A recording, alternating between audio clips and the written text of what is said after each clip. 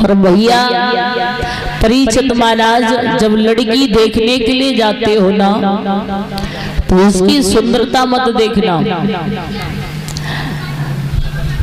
काले और गोरे दो ही रंग होते हैं, उसके विचार देखना, अंदर के भाव देखना, संस्कार देखना, किसके अंदर कैसे संस्कार डाले हैं माता पिता ने, ध्यान रखना। जब बेटी देखने के लिए जाते हो तो ये मत देखना कि बड़ी सुंदर है, बड़ी लंबी है, बड़ी गोरी है, ये मत देखना। अंदर के उसके विचार देखना, भावना देखना। परीक्षित महाराज बड़ी सुंदर बात याद आ गई, बताएंगे जरूर। एक लड़के वाले थे, ध्यान देना परीक्षित महाराज, तो वो लड़की को देखने के लिए गए, लड़का भी साथ में गया जिसके साथ में शादी हो रही थी। जब लड़का भी साथ में गया, सब लोग पहुंचे तो बिटिया को देखा तो बिटिया बड़ी सुंदर है, संस्कारी है। माँ ने पूछा कि बेटी खाना बनाना आता है? बेटी ने सर हिला करके कहा कि हाँ माँ, मुझे खाना बनाना आता है। जो उसकी बहन थी लड़के की, उसने पूछा क्यों, आपको सिलाई करना आता है, सिलाई कर लेती हो? सर हिला करके कहा सिलाई करना आता है मुझे।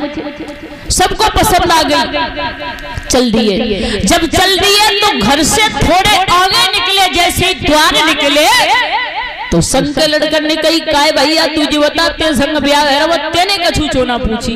अरे तू पूछ लो, घर वाले के संग थोड़ी ना है। लड़का ने कही तूने सही कही रे, हमने नहीं पूछ पाई, हम जाते हैं पूछबे को। सब लड़कन ने जब कही कि जा करके पूछ करके आ, तो माता पिता ने कहा कि हम पूछ करके आए, बड़ी सुंदर संस्कारी है। अरे तू क्यों जा रहा है पूछने के लिए? तो लड़का बोला तुम्हारे साथ में शादी थोड़ी नहीं हो रही, शादी तो मेरे साथ में होगी, मैं इसके साथ में रहूंगा, मैं पूछ करके आऊंगा। नहीं मानो, पहुंचो। और जैसे ही पहुंचो परीक्षित महाराज तो जवाब दिया लड़की से, क्यों आपको गाना बजाना आता है? लड़की ने सर हिला करके कहा हाँ मुझे गाना बजाना आता है। लड़का बोला आपको नाचना आता है या नहीं आता, डांस कर लेती हो? लड़की बोली कि मुझे नाचना नहीं आता है। जब लड़की ने कहा मुझे नाचना नहीं आता है तो लड़का बोला तो मैं शादी नहीं करूंगा। अरे आजकल तो सब नाचती है, डीजे लगता है, भला नाच नहीं पाती हो तो शादी नहीं करेंगे हम। चल दिया। तो लड़की बोली इधर आओ, अब आपने तो पूछ लिया, जरा हमें तो बता दो। अब लड़की बोली अच्छा एक बात बताओ, आपको तबला बजाना आता है? लड़का बोला नहीं आता है। जवाब दिया जब मैं नाचूंगी तो तबला का तेरा बाप बजाएगा। लड़का पहुंचो शादी कही, सो हिसाब मत करियो भैया, कम से कम देखने को जाओ तो उसके विचार देखना, दुनिया कैसे। अच्छा एक बात बताओ परीक्षित महाराज, दुनिया वाले किससे प्रेम करते हैं? जिसका तन सुंदर हो या जिसका मन सुंदर हो? जिसका तन सुंदर हो उससे ही प्रेम करते, ध्यान रखना। लेकिन मेरा प्रभु जिसका मन सुंदर हो, अंदर की आत्मा साफ हो, उससे प्रेम करता है। आज मेरे श्रोताओं जैसे ही सप्तऋषियों ने कहा, पहुंचे भोले बाबा, बेटी तो बड़ी उल्टी उल्टी बातें और करे, तुम्हें शादी करनी होगी। आज पार्वती पुनः लौट जाती है, धीरे धीरे बड़ी होने लगी। आज देव ऋषि नारद, ब्रह्मा जी और जिस समय राजा हिमांचल को लेकर के कैलाश पर्वत पर पहुंचे हैं लगन चढ़ाने के लिए, जब लगन चढ़ने लगी भोले बाबा की तो बड़ी खुशी हुई, सभी ताली बजाते बोले भोले बाबा की लगन चढ़ रही है कैलाश पर्वत पर। अरे शंकर गण फूले ना समाय और लगुना आई हरे हरे और लगुना आई शंकर गण समाय। हाँ बहुत सुंदर जी। मौला तो बोल रहा हो लेकिन इधर कहीं न बोल रही, बोलो शंकर गण फूले समा हर हर लगना आई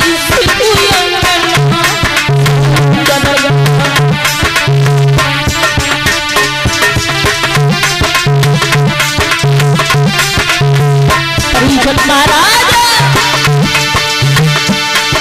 सुख शनिचर भूमि नाचे पीले भंगियर बाजा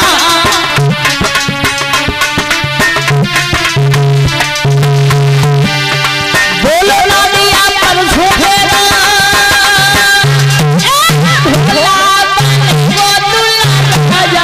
लगना आई हर हर लगना आई भूले सवाई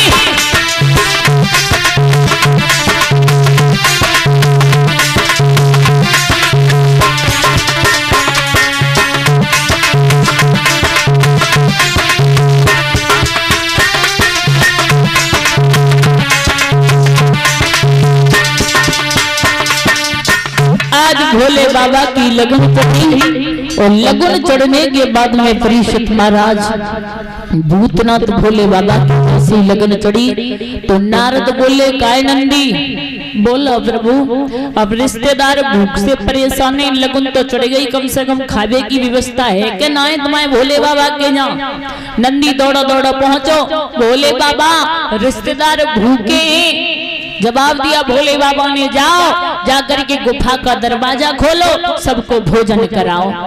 आज लेकर के जैसे नंदी चला है गुफा को दरवाजा खोलो परीक्षित महाराज तो ब्रह्मा जी ने देखो अरे भैया सर्प बिच्छू कातर बर्रैया दुनिया सो जवाब दो नंदी तो नंदी है दरवाजा बंद कर हमें ने खाए भी आए आज खुद खाए लेंगे मरवाबे को फिर रहा हुआ। जवाब दिया नंदी ने देखिए प्रभु शायद भोले की कृपा से कुछ हो जाए थोड़ा आगे बढ़ करके देखो और जैसे ही गुफा के अंदर कदम रखा बारी भोले बाबा ने अपनी लीला दिखा दी। क्या हुआ कि काले नाग मरथी बन गए और बिच्छू नजर न आए और बने जलेबी लड्डू पेड़ा 70 सिक्के खाए बने जलेबी लड्डू 70 सिक्के खाए।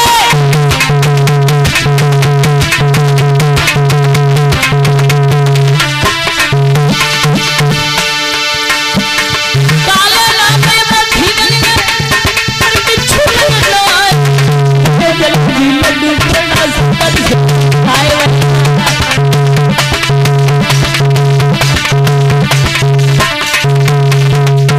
वो सर्प बिच्छू नजर नहीं आए बड़े सुंदर सुंदर भोजन बने हैं सभी ने भोजन किया।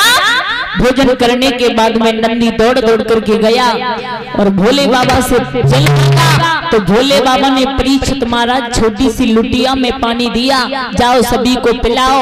नंदी जैसी लेकर के आया ब्रह्मा जी बोले तुम बिल्कुल पागल हो है? अरे इतने रिश्तेदार हैं भला ये छोटी सी लुटिया इससे क्या हो जाएगा। जब आप पी करके तो देखो मेरे श्रोताओं प्रमाण ये मिलता है कि सबने जल पिया लेकिन जल की धार बंद नहीं हुई। जब सबने जल पिया है उसके बाद में पुनः लौट आते हैं धीरे धीरे वो दिन नजदीक आने लगा जिस दिन भोले बाबा को दूल्हा बनना है। आज जैसे ही भोले बाबा का वो दिन नजदीक आया है तो नंदी को पास में बुलायो। नंदी से कहा नंदी भैया नंदी हे मेरे मुंह की तरफ क्या देख रहा है मेरी बात सुन। नंदी जाओ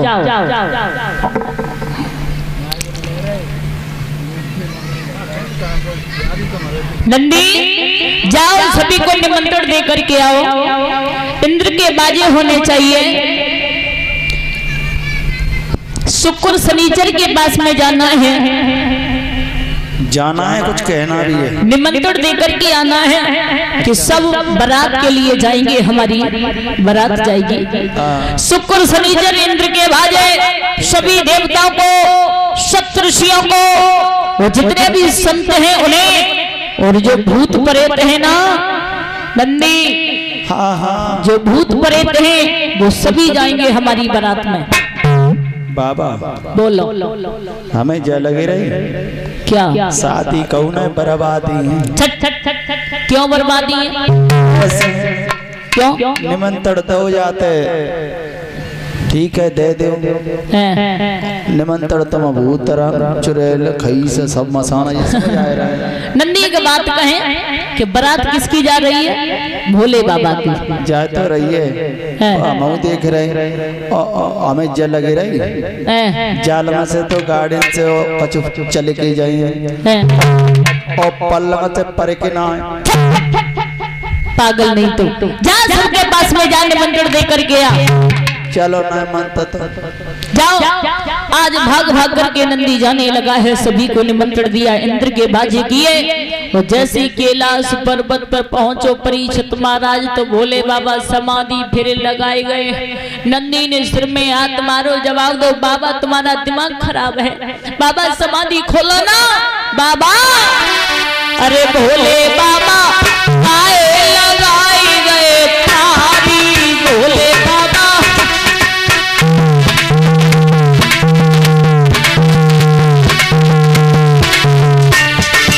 ताली बजा करके बोलिए मेरे बाबा।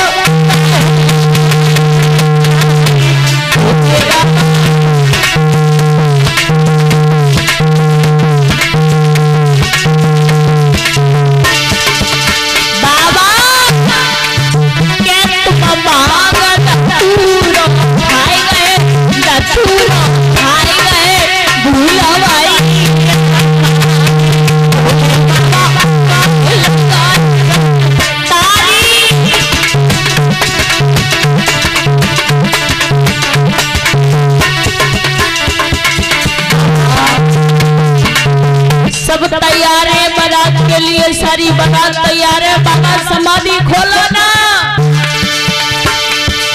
सुपुर सनीचर इंद्र के भाजे, इंद्र के भाजे पूरी तैयारी, बाबा तो उसका मेरे बाबा।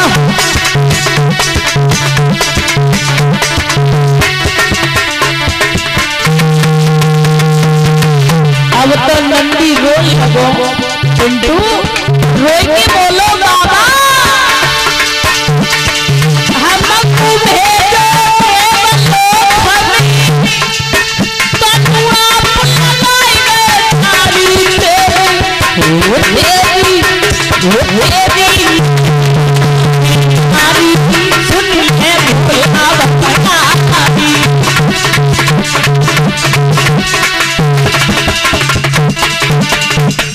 मेरे भैया जैसे कैसे भोले बाबा की समाधि खुलवाई।